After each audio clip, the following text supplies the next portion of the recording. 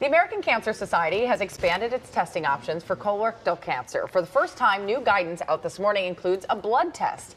The changes could help more Americans get tested as colorectal cancer cases are rising, especially among young people. That's right. Dr. Fola May is an American Cancer Society spokesperson. She's here to talk about these latest updates that we should all be aware of. Thanks for being with us this morning. Thank you for having me. Yeah, these are some big changes. I first want to be clear. I'm going to be honest. I Googled this morning. I'm like, colorectal and colon cancer, is it the same thing? And colorectal is like the umbrella word, right? Yes. Okay, so I just want to make that clear because I don't know that everybody knows that. No, and a lot of people don't. Yeah. So the colon and the rectum are the last two parts of your digestive system, and they're connected. And so we refer to colon cancer and rectal cancer. They're really very similar malignancies, so we tie them together as colorectal cancer. All right. I'm somebody who has a family history. I'm under 45, which the guidelines say 45 now, but I'm somebody who's had to go in and have screenings earlier than that. To hear that there's a blood test sounds so much nicer than having to do the prep. Right. But is it the same as going in for your colonoscopy? So the great thing about these guidelines is that they're catching up to the technologies.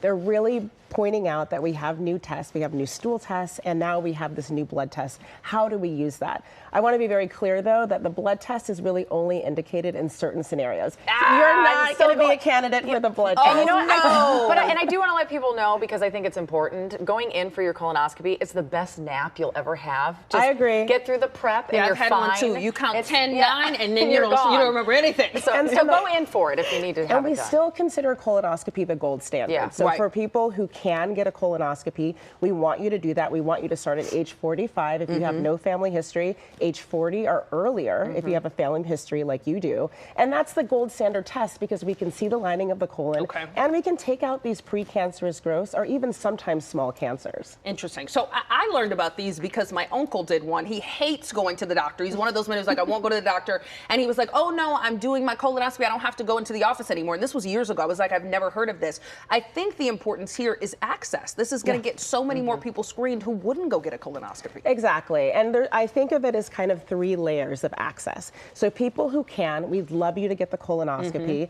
And the beauty of the colonoscopy is you only have to do it every 10 years, as long as it's negative.